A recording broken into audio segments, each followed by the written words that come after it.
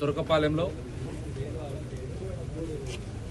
తాగునీటి సమస్య వలన తాగునీరులో బ్యాక్టీరియా కలుషితం అవడం వలన ఇప్పటికే 45 మరణాలు సంభవించిన ప్రభుత్వానికి చీమ కుట్టినట్టుగా ఇంతవరకు లేకపోవడం చాలా బాధాకరం.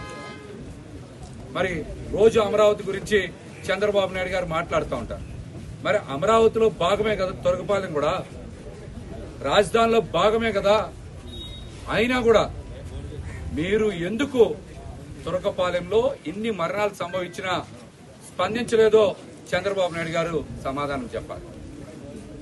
ఏ సందులోకి వెళ్ళినా కూడా మాకు మంచినీళ్ళు తాగడం వలన పెద్ద ఎత్తున సమస్యలు వచ్చినాయి, బొబ్బలు కట్టినాయి, గడ్డలు వచ్చినాయి అని ఈ రోజు కూడా సమస్య చెప్తా ఉన్నారంటే ఇక్కడ సమస్య పరిష్కరించాలని స్థానిక ఎమ్మెల్యేకి కానీ కలెక్టర్ గారికి కానీ ఎంపీ గారికి కానీ లేకపోవడం చాలా బాధాకరం. వారికి ఓట్లు వేసినటువంటి ప్రజలందరూ కూడా ఈ రోజున బాధపడతా ఉన్నారు. మా ప్రాణాలు పోతున్నా కూడా మమ్మల్ని పట్టించుకోకుండా ఏదో మొన్నొచ్చి ఒక 5 లక్షల రూపాయలు మా ప్రాణాలకి విలువ కట్టి చెల్లించి ఏదో నిర్లక్ష్యంగా వెళ్ళిపోయారనేటువంటి బాధ వ్యక్తం చేశారు.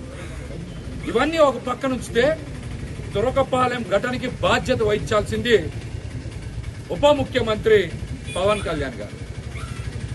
తురకపాలెం ఘటనకి బాధ్యత వహించాల్సింది ఉప ముఖ్యమంత్రి పవన్ కళ్యాణ్ గారు. మీరు పంచాయతీరాజ్ శాఖ మంత్రి, గ్రామీణ మంచినీటి సరఫరా, అదేవిధంగా పొల్యూషన్, మీకిందే ఉన్నాయి శాఖలన్నీ కూడా.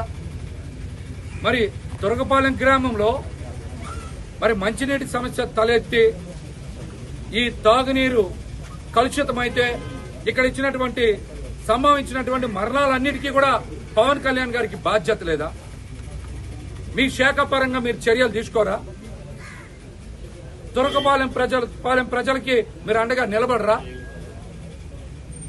ఎక్కడన్నా ఏదైనా చిన్న జరిగితే పబ్లిసిటీ చేసుకునేటువంటి మీరు ఇక్కడ సుమారు 45 మరణాలు సంభవిస్తే మీరు పంచాయతీరాజ్ శాఖ నుంచి ఎందుకు స్పందించలా? ఈ ప్రాంత ప్రజలకి మీరు ఎందుకు అండగా నిలబడలా? అదేవిధంగా ఇంకొక పక్కన కూడా ఇక్కడ క్వారీలు ఉన్నాయి. ఆ క్వారీలకు కూడా అనుమతులు ఇస్తుంది మీరే కదా. పొల్యూషన్ కంట్రోల్ బోర్డు ఎన్ఓసి జారీ చేయకపోతే ఇక్కడ క్వారీ జరిగిద్దా? క్వారీలు నడుస్తాయా? మరి క్వారీలను కూడా మీరు ఎందుకు నియంత్రించలేకపోతా ఉన్నారు? ఆ క్వారీల్లో వచ్చేటువంటి నీళ్లు ఈ తాగునీటి వలన తాగునీళ్ళలో కలిసిపోయి ఇబ్బందులు వచ్చి 45 మంది మరణించారు కదా. మరి ఈ 2 విభాగాలు కూడా మీకెందే ఉన్నాయి. మరి మీరు ఎందుకు బాధ్యత తీసుకోరు? ఎందుకు బాధ్యత తీసుకోరు? దీనికి పవన్ కళ్యాణ్ గారు చాలా స్పష్టంగా సమాధానం చెప్పాలి. అట్లాగనే మీరు చూస్తే ఆరోగ్య శాఖ మంత్రి సత్యకుమార్ గారు ఇంతవరకు ఎందుకు స్పందించట్లా? రాష్ట్రంలో ఎక్కడ పడితే అక్కడ డయేరియా మరణాలు సంభవిస్తా ఉన్నాయి. కాలుష్య మంచినీటి సరఫరా వలన ప్రజలు చనిపోతా ఉన్నారు. మీరు ఇంతవరకు ఎక్కడైనా సరే బాధ్యతగా మేము ఈ సమస్య పరిష్కరిస్తామని ఎక్కడైనా మాట్లాడారా? ఏమనంటే బయటకు వచ్చి నేను మంత్రిని కాకపోయి ఉంటే ఓజీ సినిమా చూసేవాడిని, కాగితాలు చించి థియేటర్లో ఇసిరే ఉండని బాధ్యతారాహిత్యంగా మాట్లాడుతున్నారు కదా. మీకు ప్రజల ప్రాణాలంటే లెక్కలేదా? మంత్రిగా మీరు సినిమాలు చూడ్డానుకున్నారా? ప్రజల ప్రాణాలు కాపాడనుకున్నారా? మీరు సమాధానం చెప్పండి. మీరు తక్షణమే స్పందించాలి. తురకపాలెంలో జరిగినటువంటి ఘటనకి పవన్ కళ్యాణ్ గారు నైతిక బాధ్యత వహించాలి.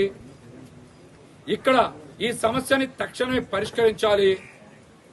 ఈ సమస్యకి మూలాలను మీరు ఎమ్మటే కనుగొనాలి. లేకపోతే ఖచ్చితంగా వైఎస్ఆర్ కాంగ్రెస్ పార్టీ ఈ అంశాన్ని చాలా సీరియస్ గా పరిగణిస్తుంది. ఇప్పటికే అంశాన్ని జగన్మోహన్ రెడ్డి గారి దృష్టిలో పెట్టాం. వారు కూడా ఖచ్చితంగా స్పందిస్తారు.